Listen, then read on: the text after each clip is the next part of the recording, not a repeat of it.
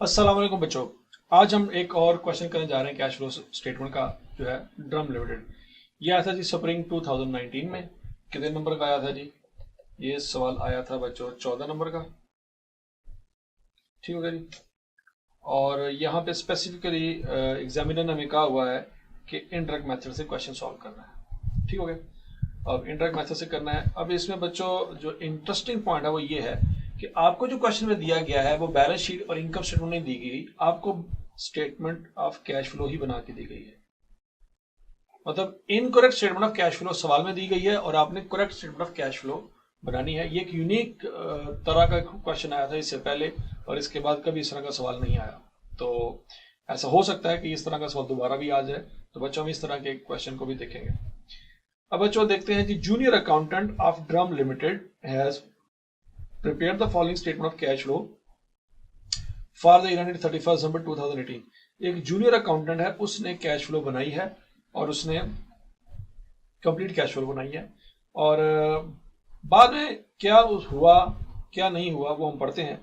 Junior accountant informed you that he has taken the difference of opening and closing balance of each balance sheet item and classified each difference as either operating, investing or financing cash flows। उसने दो balance sheet पकड़ी है, एक पिछले साल की एक अगले साल की। ओपनिंग क्लोजिंग का जो डिफरेंस है जस्ट वो लिखा है। ड्यूरिंग द ईयर कोई चीज ऐड हुई है, कोई माइनस हुई है, कोई डेप्रिसिएशन चार्ज हुई है, कोई provision for bad debts charge हुई है, कोई और ऐसी चीज एक्सपेंस में गई होगी ड्यूरिंग द ईयर, उसने उसको कंसिडर नहीं किया। जस्ट बैलेंस शीट की ओपनिंग क्लोजिंग का डिफरेंस लिया है। He further informed that the statement is tied up with the cash balance appearing in the balance sheet। यहां से बच्चों ये बात भी समझ आइए। वो कहता है कि बैलेंस शीट में आने वाला जो कैश है वो बिल्कुल 450 और 100 है। ये बिल्कुल ठीक है, ये करेक्ट बैलेंस है। क्यों? क्योंकि वो कहता है कि स्टेटमेंट बिल्कुल मैच हो गई है जो बैलेंस शीट में बैलेंस आ रहा है। इसका मतलब है ओपनिंग बैलेंस शीट में जो बैलेंस आ रहा है कैश का वो 450 है और जो क्लोजिंग आ रहा है वो 100 है। इसका मतलब है हमारा भी जब भी हमने अपनी कैश फ्लो बनानी है तो उसमें भी 450 और आखिरी आंसर हमारा 100 होना चाहिए। बरल ही has ignored the following information. नीचे वाली जो इन्फॉर्मेशन है वो उसने इग्नोर कर दी है बच्चों, लेकिन हमने उसको अकाउंट फॉर करना है अपने जो स्टैंडर्ड्स के मुताबिक। नंबर 1, डेप्रिसिएशन और building and equipment amounting to 480 and 810 respectively उसने इग्नोर कर दी है। अब हमारा जो सवाल है बच्चों उसमें रुपीज इन थाउजेंड है, ये याद रखना है आपने। उसने रुपीज इन थाउजेंड में कैश फ्लो बनाई है, तो बच्चों हम भी रुपीज इन थाउजेंड में कैश फ्लो बनाएंगे, तो 3 जीरो उड़ा देंगे। ये पहला पॉइंट है बच्चों। During the year equipment costing 560 and having a book value of 310 was sold for 440। ये बच्चों डिस्पोजल अकाउंट में जाएगा। ऊपर वाला जो जाएगा वो एसेट्स की कैलकुलेशन में जाएगा, दूसरे वाला डिस्पोजल की कैलकुलेशन में जाएगा, तीसरे वाला पॉइंट जो है वो प्रोविजन फॉर डाउटफुल डेट है, प्रोविजन में जाएगा। चौथे वाला जो पॉइंट है dividend amounting 700 was paid during the year. बच्चों डिविडेंड पेबल की वर्किंग में जाएगा। आप याद रखना है आपने कि रिटेन अर्निंग की वर्किंग में जो डिविडेंड आते हैं वो डिक्लेयर आते हैं, पेड नहीं आते। डिविडेंड पेबल की वर्किंग में डिविडेंड पेड आते हैं, डिक्लेयर नहीं आते। मतलब डिक्लेयर वहां से निकलेंगे वो रिटेन अर्निंग में चले जाएंगे। तो ये डिविडेंड पेबल की वर्किंग में जाएगा। Point number 5, interest and tax expenses for there amounted to 378 and 650। ये इंटरेस्ट एक्सपेंस की वर्किंग में चला जाएगा, ये टैक्स एक्सपेंस की वर्किंग में चला जाएगा। Trade and other payable other 31 November 2018 included 950 for purchase of land and building. इसका मतलब बच्चों ट्रेड पेबल को हमने ठीक करना है। रेक्टिफाई ट्रेड पेबल, ठीक है, हमें इसको ठीक करना है। ये अब बच्चों हमारा ओवरऑल क्वेश्चन है, इसको हमने अब देखते हैं किस तरह से सॉल्व करना है। सबसे पहला पॉइंट तो ये है कि हमने रिटेन अर्निंग की वर्किंग बना के प्रॉफिट बिफोर टैक्स निकालना है, क्योंकि वहां से हमारा क्वेश्चन शुरू होना है। तो बच्चों हम यहाँ पे सबसे पहले क्या करेंगे, ड्रम लिमिटेड का नाम लिखेंगे।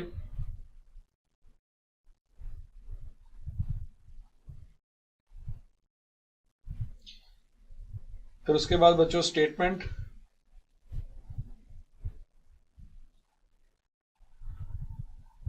Of cash flows for the year ended 31 December 2018। ठीक है जी बच्चों। अब फिर हम यहां पे लिखेंगे cash flows from operating activities.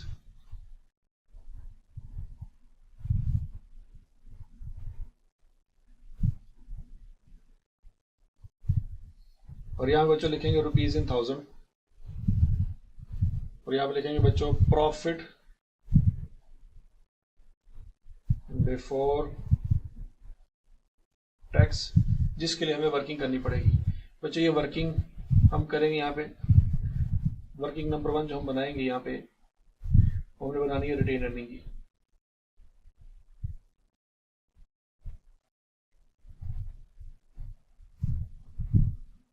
Brought down लिखेंगे और कैट डाउन लिखेंगे। अब बच्चों यहाँ पे याद रखिएगा उसने क्या किया होगा, ओपनिंग क्लोजिंग का बैलेंस लिया होगा और इंक्रीज इन रिटेन अर्निंग उसने लिखा है 1360। हमने इसको कैसे लेना है, हमें नहीं पता ओपनिंग क्या है क्लोजिंग क्या है। बच्चों हम ओपनिंग यहाँ पे अज्यूम कर लें कि 1000 है, तो फिर क्लोजिंग हो जाएगा 2360, 2360, क्योंकि चेंज आना चाहिए 1360 का। तो बच्चों इसमें जो इंक्रीज आएगा वो 1360 आ रहा है। ठीक हो गया। इसका एक और तरीका भी है, आसान तरीका।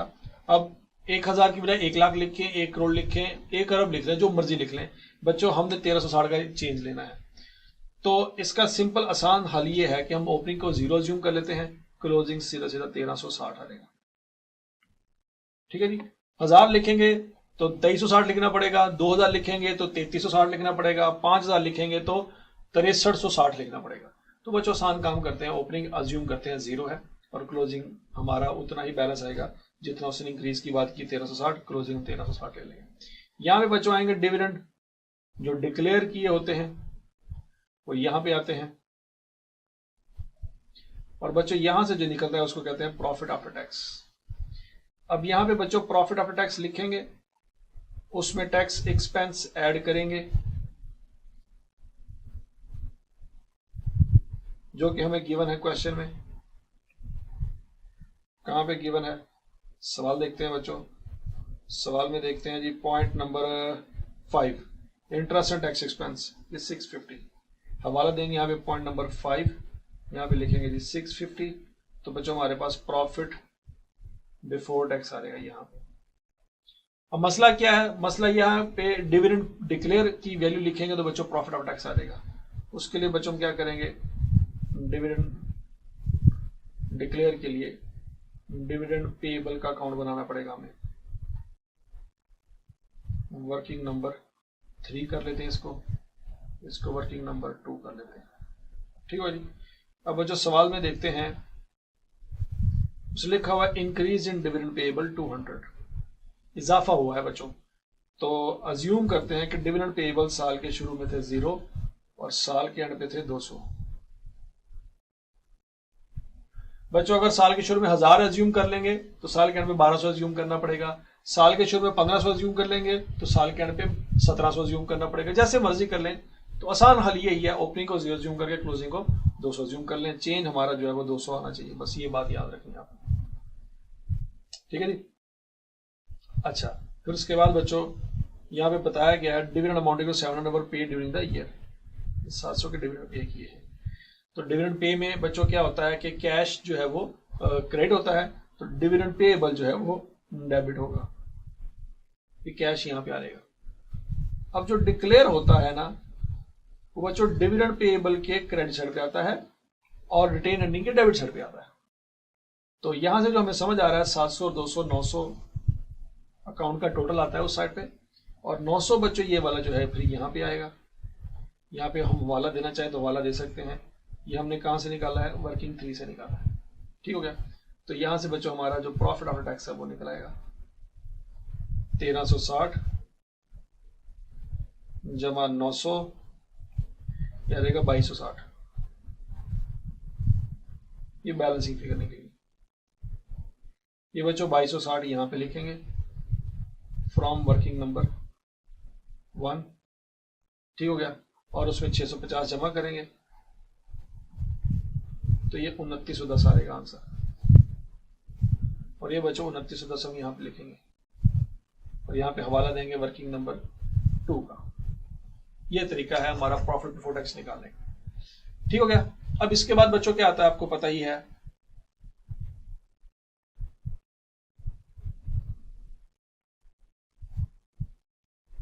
एडजस्टमेंट्स फॉर का कॉलम आएगा। उसमें आ जाएगा बच्चों डेप्रिसिएशन। डेप्रिसिएशन की हमें कोई परेशानी नहीं है क्योंकि पहले पॉइंट में उसने खुद ही बता दिया है 480 और 810। पॉइंट नंबर 1 का हवाला देंगे बच्चों, 480 और 810 सवाल के अंदर ही गिवन है, इसको टोटल कर लेते हैं। 480 जमा 810 1290, तो यहाँ पे जमा कर देते हैं। ठीक हो गया। फिर उसके बाद है बच्चों क्या कहते हैं, प्रोविजन फॉर बैड डेट्स।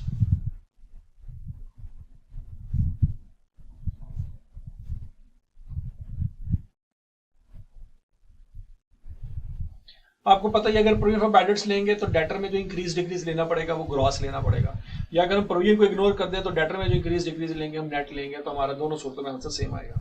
ठीक है, ये मैं पहले भी सवाल में बता चुका हूँ। तो बच्चों provision for doubtful debt increase by 140 सीधा सीधा पॉइंट नंबर 3 में दिया है। यहाँ पे बच्चों पॉइंट नंबर 3 का हवाला देंगे और यहाँ पे सीधा सीधा 140 लिख देंगे। इंक्रीज है तो मतलब एक्सपेंस रिकॉर्ड हुआ होगा। अच्छा जी, उसके बाद है बच्चों कोई एसेट हमने बेचा था, उसके ऊपर कोई गेन लॉस आया हो, जैसे कि 310 का एसेट था, 440 का बेचा है, तो पॉइंट नंबर 2 में बताया गया है। तो यहाँ पे लिखेंगे गेन ऑन डिस्पोजल।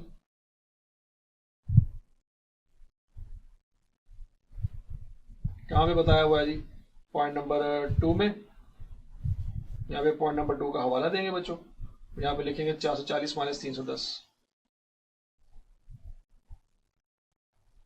और ये आ जाएगा 130 का। गेन है तो बच्चों माइनस करेंगे क्योंकि पहले ऐड हुआ होगा, तो करके भी देख लेते हैं बच्चों। 440 माइनस 310, ये 130 का गेन आ जाएगा। डेप्रिसिएशन आ गया बच्चों, प्रोविजन फॉर बैड डेट्स आ गया और गेन ऑन डिस्पोजल आ गया। इसके अलावा क्या क्या आ सकता है, इंटरेस्ट एक्सपेंस। इंटरेस्ट एक्सपेंस यहाँ इसलिए लेंगे बच्चों क्योंकि नीचे इंटरेस्ट पेड के तौर पे इसको आना चाहिए, तो यहाँ पे एड बैक करेंगे, जो एक्सपेंस है वो प्रॉफिट लॉस में क्या होगा वो हम रिवर्स कर रहे हैं। तो बच्चों इंटरेस्ट एक्सपेंस है 378, यहाँ पे हम एड बैक करेंगे क्योंकि पहले माइनस हुआ होगा। ये हमें गिवन है किस पॉइंट में, पॉइंट नंबर 5 में। यहाँ पे पॉइंट नंबर 5 का हवाला दे देंगे। ठीक है जी बच्चों, यहाँ पे जितनी इंफॉर्मेशन थी एडजस्टमेंट्स की वो हमने सारी कर ली हैं। अब हम यहाँ पे लिखेंगे operating profit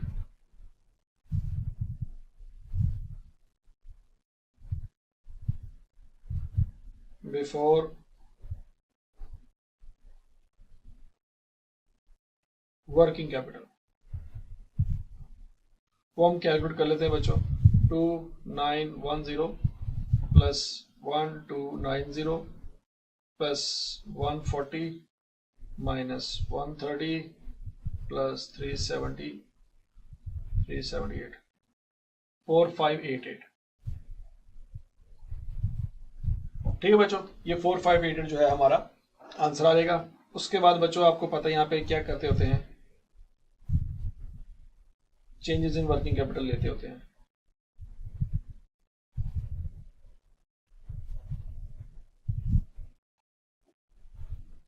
change in working capital में हम inventory, debtor, creditor, accrued expenses वगैरह अगर हैं तो वो लेते हैं। अब सवाल में बच्चों increase in net trade receivable उसने बताया है, हमें नेट नहीं लेना, हमने ग्रॉस लेना है। तो बच्चों उसके लिए हम यहाँ पे वर्किंग कर लेते हैं। हम यहाँ पे लिखेंगे ब्रॉड डाउन, यहाँ पे लिखेंगे कैरी डाउन। नेट रिसीवेबल यहाँ पे लिखेंगे बच्चों। अब जब वो बात कर रहा है कि increase in net receivable, dividend payable भी ले चुके हैं, increase in net trade receivable 100 है, तो बच्चों इंक्रीज का मतलब है कि ओपनिंग 0 होगा, क्लोजिंग 100 होगा, ये इंक्रीज है। और बच्चों आपको पता है प्रोविजन को हमने रिवर्स करना है, सॉरी प्रोविजन को हमने एड बैक करना है ताकि क्या आ जाए, ग्रॉस रिसीवेबल आ जाए।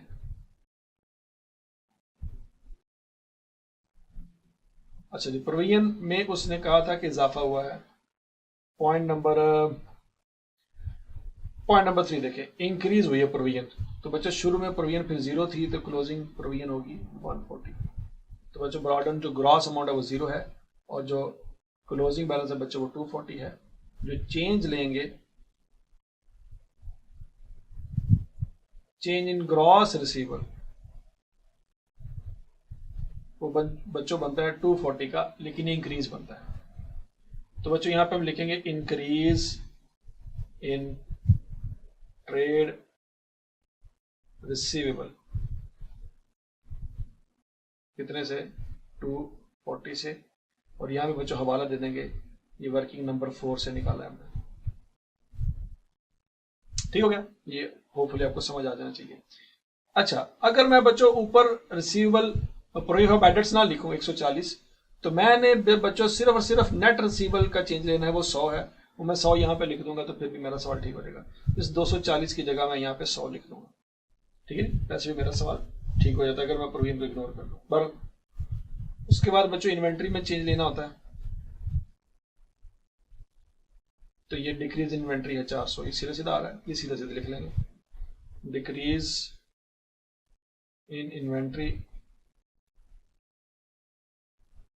सीधा सीधा दिया हुआ 400। इन्वेंट्री में कमी आई है, इन्वेंट्री क्रेडिट हुई है, तो कैश डेबिट हुआ होगा, ये पॉजिटिव आ जाएगा। उसके बाद बच्चों ये नॉन करंट एसेट है, ये भी नॉन करंट एसेट है, इसको बाद में देखते हैं। अक्रूड इंटरेस्ट है, ये हमने लेना है, लेकिन ये कैश इन फ्रॉम ऑपरेशन के बाद आएगा। और ट्रेड एंड अदर पेबल्स लेना है हमने 600, लेकिन इसमें गड़बड़ है बच्चों, आखिरी पॉइंट पढ़े, trade and other payable 31 November 2018 included 950, तो बच्चों इसको ठीक करना होगा हमें। वर्किंग नंबर 5 दोबारा लिखेंगे बच्चों, brought down, carry down, trade and other payable, जो कि हमें गिवन है बच्चों सवाल में। Increase in trade and other payable 600 है, इंक्रीज का मतलब यह है बच्चों ओपनिंग 0 होगा और क्लोजिंग 600 होगा। अब इसमें अदर पेबल जो है वो पॉइंट नंबर बच्चों है 6, 950, क्लोजिंग में है, दूसरे में नहीं है, ये बच्चों लेस करेंगे क्योंकि वो उसमें शामिल है, हमें उसको निकालना है। निकालने के बाद जस्ट ट्रेड पेबल हम निकालेंगे, तो साल के शुरू में तो कोई नहीं था बच्चों, लेकिन साल के एंड पे वो -350 हो गया, माइनस में चला गया। अब चेंज इन ट्रेड पेबल की बात करें तो बच्चों वो 0 से -350 पे गया है, मतलब कम हुआ है। हम यहां पे लिखेंगे डिक्रीज इन ट्रेड पेबल। अब डिक्रीज इन ट्रेड पेबल का मतलब यह है कि ट्रेड पेबल डेबिट हुआ है, तो डेफिनेटली फिर कैश क्या हुआ होगा, क्रेडिट हुआ होगा। ठीक है जी, ये लिख लिया हमने। और उसके बाद बच्चों क्या आता है,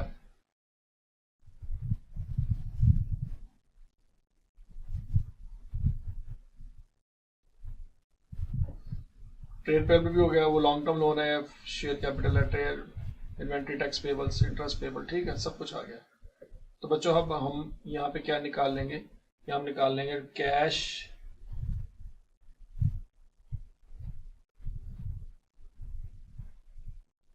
generated from operations, 4588 minus 240 plus 400 minus 350, क्या आ जाएगा 4398। ठीक है जी। इसके बाद बच्चों आपको पता ही है, उसके बाद आता होता है इंटरेस्ट पेड। बच्चों उसकी हमें वर्किंग करनी पड़ेगी, वर्किंग नंबर 6।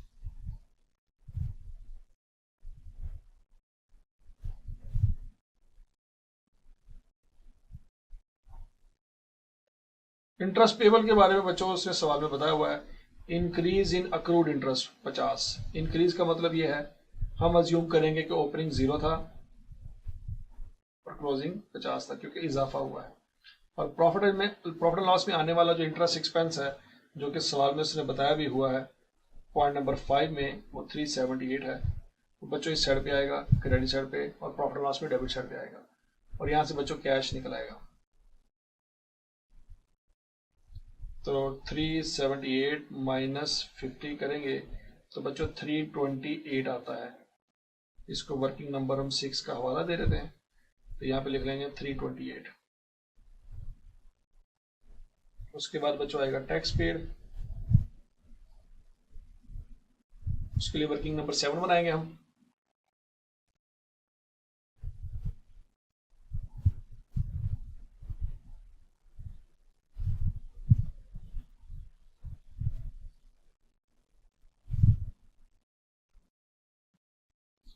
और जो टैक्स पेबल के बारे में उसने जो बताया हमें वो है कि डिक्रीज हो रहा है। डिक्रीज करने का मतलब ये है कि हम क्लोजिंग अगर 0 ज्यूम करेंगे तो ओपनिंग 60 ज्यूम करना होगा, ये डिक्रीज है। डिक्रीज का तरीका ये है। अच्छा जी, प्रॉफिट एंड लॉस में जाने वाली फिगर उसने क्वेश्चन में हमें बताई है। पॉइंट नंबर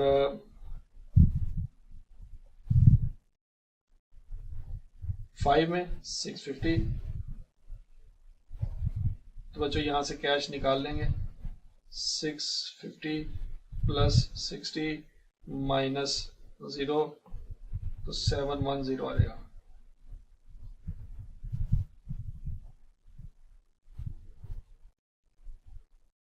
यहाँ पे बच्चों cash inflows from operating activities आ जाएगा।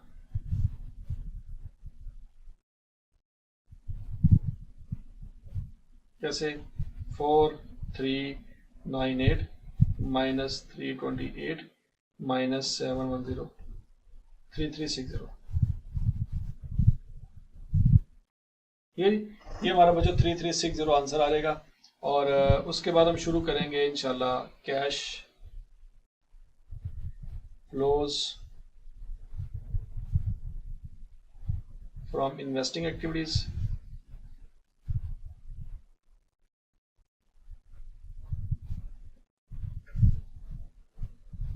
यहाँ पे आएगा बच्चों परचेज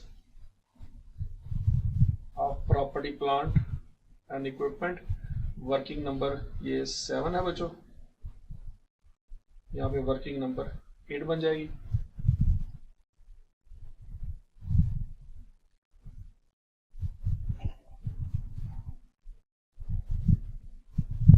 अब हम बनाएंगे बच्चों लैंड एंड बिल्डिंग अकाउंट,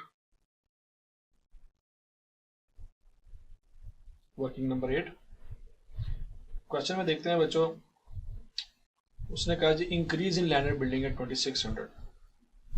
तो बच्चों इंक्रीज का मतलब तो यही हुआ ना कि फिर ब्रॉट डाउन 0 होगा और कैरी डाउन होगा 2600। बच्चों चूंकि उसने यहाँ पे लैंड एंड बिल्डिंग की बात की, एक्यूमुलेट क्या कहते हैं बैलेंस शीट में नहीं होगा, अगर होता तो वो उसका भी इंक्रीज डिक्रीज ले चुका होता। तो सीधी सी बात है कि फिर ये जो इंक्रीज डिक्रीज वो लैंड एंड बिल्डिंग में ले रहा है वो WDV पे बन रहे होंगे, क्योंकि बैलेंस शीट में अगर एक्यूमुलेटेड डेप्रिसिएशन होता तो वो एक लाइन आइटम यहाँ पे और ऐड कर रहा होता। तो ये जो 2600 का इजाफा हुआ है वो WDV की बेसिस पे हुआ है। तो बच्चों ये WDV बेसिस पे हम इसको बनाएंगे। इसका मतलब ये भी हुआ कि डेप्रिसिएशन इसी के अंदर आएगी। अब सवाल के अंदर लैंड एंड बिल्डिंग की डेप्रिसिएशन जो उसने हमें दी हुई है, डेप्रिसिएशन और बिल्डिंग 480 है और इक्विपमेंट के ऊपर 810 है। तो बच्चों 480 यहाँ पे लिखेंगे, ठीक हो गया। जब डेप्रिसिएशन यहाँ पे लिखेंगे तो यहाँ से बच्चों हमें पता चल जाएगा कि ड्यूरिंग द ईयर कितना एडिशन हुआ है। ये 2600 प्लस 480 क्या देगा 3080। लेकिन इसके साथ एक और चीज भी है बच्चों। पॉइंट नंबर 6 देखें, trade and other payables including 955 purchase of land and building. तो ये 950 वाला जो पॉइंट है ये भी आना है यहाँ पे पेबल, तो ये भी हम माइनस करेंगे यहां से। तो बच्चों 2130 हमारा कैश है। सादा अल्फाज में बच्चों लैंड एंड बिल्डिंग में इजाफा हुआ है 3080 से, लेकिन बच्चों कुछ हमने पैसे अभी नहीं दिए, कुछ हमने उधार किया हुआ है और बाकी हमने 2130 रुपए दिए हुए हैं, ठीक हो गया। तो जो 2130 रुपए दिए हुए हैं वो हमारे कैश फ्लो में जाएगा, जो पैसे अभी नहीं दिए अभी हमने उधार किया हुआ है वो अभी लाइबिलिटी है, वो कैश फ्लो में नहीं जाएगा। ये बेसिकली पॉइंट है यहाँ पे। तो बच्चों यहाँ पे प्रॉपर्टी प्लांट इक्विपमेंट लिखने की बजाय अगर हम सिर्फ लैंड एंड बिल्डिंग लिख लें तो वो बेहतर है, क्योंकि फिलहाल अभी हमने लैंड एंड बिल्डिंग की कैलकुलेशन की है। वर्किंग नंबर 8 का हवाला देंगे और यहाँ पे लिखेंगे 2130 पैसे चूंकि गए हैं तो माइनस में लिखेंगे। उसके बाद बच्चों लैंड एंड बिल्डिंग हो चुका है, अब उसकी बारी है इक्विपमेंट की बारी है। अब हम इक्विपमेंट का अकाउंट बनाएंगे।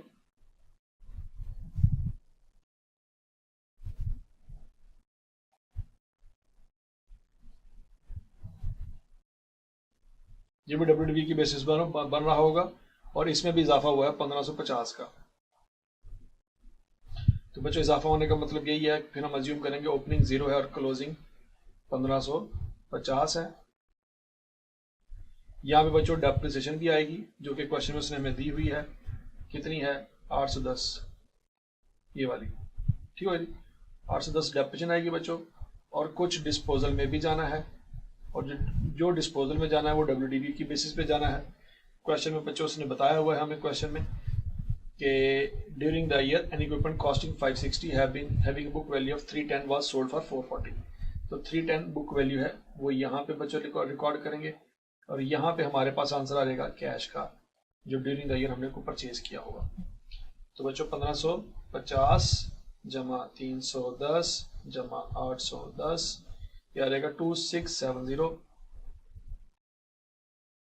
और ये हमारी वर्किंग नंबर 9 है। डिस्पोजल अकाउंट बनाना चाहें डिस्पोजल अकाउंट भी बना लेते हैं हम। वर्किंग नंबर हो जाएगा 10। बच्चों यहाँ पे WDV रिकॉर्ड करेंगे इक्विपमेंट की जो कितनी आ रही है 310, साथ यहाँ पे हम कैश रिकॉर्ड करेंगे, और ताकि कोई गेन लॉस है तो वो भी निकल आए। सवाल में उसने मेरा ख्याल है हमें बताया हुआ है कि कितने का सेल किया है 440 का, तो गेन लॉस कितना निकला था, मतलब 440 और 310, 440 माइनस 310, 130 का हमारा गेन है बच्चों। इस तरीके से अकाउंट भी क्लोज हो जाता है। अच्छा जी, अब यहाँ पे लिखेंगे बच्चों परचेज ऑफ इक्विपमेंट,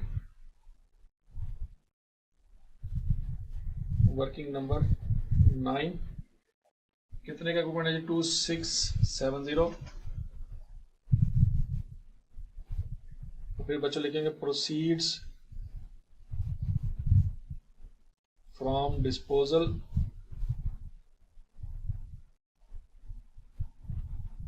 लिखने की खैर जरूरत तो नहीं है, वैसे हमें क्वेश्चन में गिवन भी है 440 लिखेंगे बच्चों।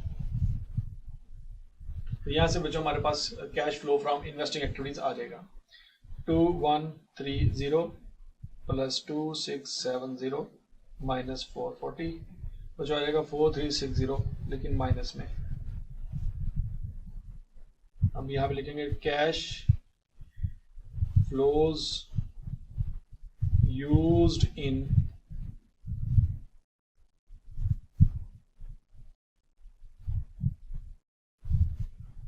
इन्वेस्टिंग एक्टिविटीज, ठीक हो गया बच्चों। उसके बाद अब हम बनाएंगे cash flows from financing activities,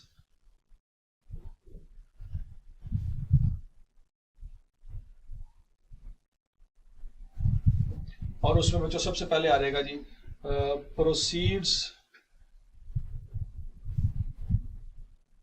from issue of shares. बच्चों ड्यूरिंग द ईयर ये जो जितने भी हमें 6 पॉइंट दिए गए हैं इसमें कोई भी शेयर इशू करने की कोई नई बात नहीं की गई, ठीक है जी।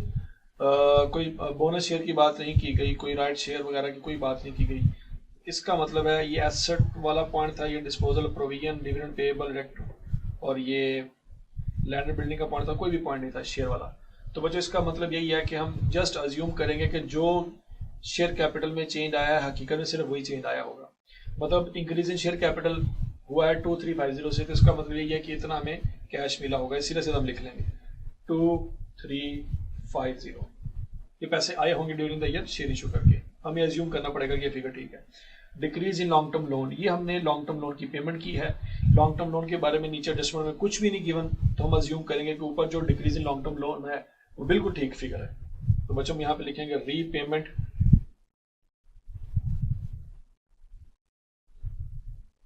ऑफ लॉन्ग टर्म लोन 1000 बिल्कुल जो सवाल में दिया गया उसको अज्यूम करेंगे वो ठीक है। और बच्चों एक पॉइंट रह गया है हमारा डिविडेंड पेड का, वो हमें क्वेश्चन में उसने वैसे बता दिया हुआ था, हमने यहाँ पे निकाला भी हुआ है डिविडेंड पेड। ये जरा देखिएगा कैश, ठीक है जी। हम यहाँ पे लिखेंगे जी डिविडेंड पेड,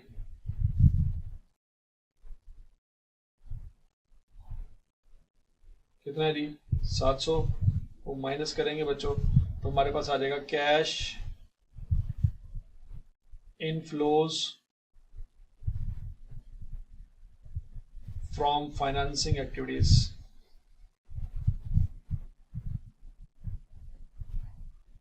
ठीक है जी 2350 माइनस 1000 माइनस 700, या आ जाएगा 650। ठीक है जी, हमने तीनों एक्टिविटी से बच्चों आंसर निकाल लिया है। अब हम लिखेंगे नेट डिक्रीज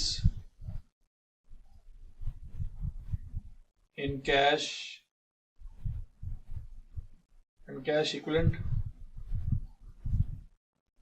बच्चों ओपनिंग है 3360, वो लिखेंगे 3360 माइनस ये जो इन्वेस्टिंग एक्टिविटी है उसमें माइनस में है 4360 प्लस ये 650 फाइनेंसिंग एक्टिविटी का पॉजिटिव है। तो बच्चों नेट इंक्रीज डिक्रीज जो आता है वो 350 का आता है माइनस में। Net decrease in cash and cash equivalent 350 minus में। इसमें हम करेंगे add opening cash and cash equivalent. बच्चों वो उसने सवाल में बताया था यहाँ पे he further informed that the statement is tied up with the cash balance appearing in the balance sheet। उसने मतलब बताया था कि ये बिल्कुल टाई हो गई है, तो अज्यूम करेंगे कि बैलेंस शीट में 450 और 100 ही आ रहा था। तो बच्चों ओपनिंग कैश जो है वो 450 है, वो यहाँ पे लिखेंगे जो कि जमा करेंगे तो हमारे पास आ जाएगा closing cash and cash equivalent. 350 में से 450 माइनस करेंगे तो बच्चों 100 आंसर आ जाएगा पॉजिटिव। इस तरीके से हमारी कैश फ्लो टैली कर जाती है। अब बच्चों देखते हैं कि इसके एग्जामिनर कमेंट्स क्या कहते हैं। एग्जामिनर कमेंट्स के मुताबिक बच्चों ये क्वेश्चन नंबर 7 था और क्वेश्चन नंबर 7 में जो पासिंग परसेंटेज आ रही है वो 53% आ रही है। मतलब 53% बच्चों ने इस क्वेश्चन को अटेम्प्ट किया था, ये पास हुए थे, बाकी 47% बच्चा फेल हो गया था। अब फेल होने की वजूहत देखते हैं बच्चों क्या क्या बताई गई आई आपने। Students either did not calculate profit before tax or at least missed one amount in the calculation। तो बच्चों प्रॉफिट बिफोर टैक्स की कैलकुलेशन में किया गलती की है, या वो रिटेन अर्निंग में से प्रॉफिट आफ्टर टैक्स आता है उसमें टैक्स जमा करना होता है, बच्चे वो वहां पे गलती कर गए, या रिटेन अर्निंग में हमें पहले डिविडेंड लिखना था तो फिर जाके प्रॉफिट आफ्टर टैक्स आना था, वहां पे बच्चों ने गलती की होगी। दूसरा, effect of depreciation and disposal were not incorporated in calculating addition to the property plant equipment. Property plant equipment की कैलकुलेशन के लिए डेप्रिसिएशन और डिस्पोजल दोनों डालने थे क्योंकि वो डब्ल्यूडीवी पे मेंटेन हो रहा था, बच्चों ने यहां से गलती की है। तीसरा, in cash flow from operating activities deductions had been shown as addition and vice वर्सा।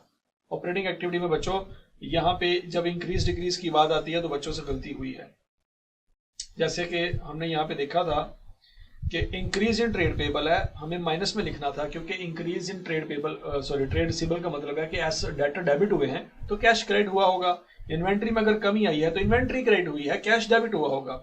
बच्चे क्या करते थे, इंक्रीज का मतलब पॉजिटिव, डिक्रीज का मतलब नेगेटिव, इस तरह से लेके गलती कर रहे होते हैं। तो मैंने आपको हमेशा समझाया कि आपने एंट्री सोचनी है, आपको समझ आ जाएगी बात। तो ये बच्चों से गलती हुई है, ठीक है जी।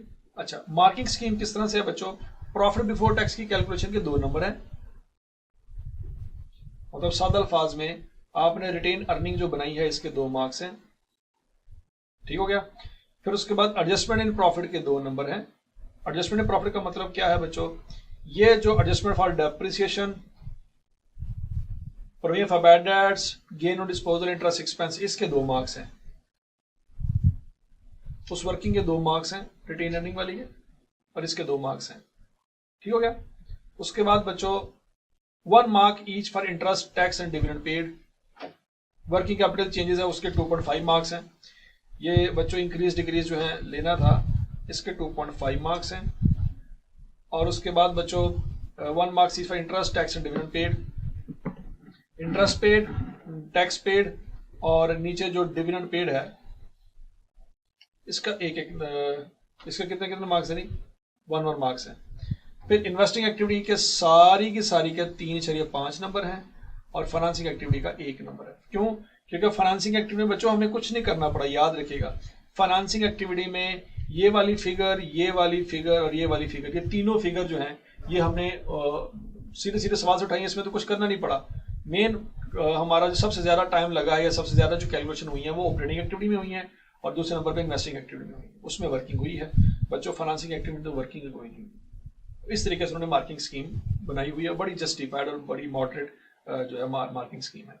तो बच्चों इस सवाल को आपने घर दोबारा करना है बैठ के, इंशाल्लाह आपको ये चीज समझ आ जाएगी जब आप ये खुद करेंगे। होपफुली बच्चों आपको सवाल समझ आया होगा। Thank you, Allah Hafiz.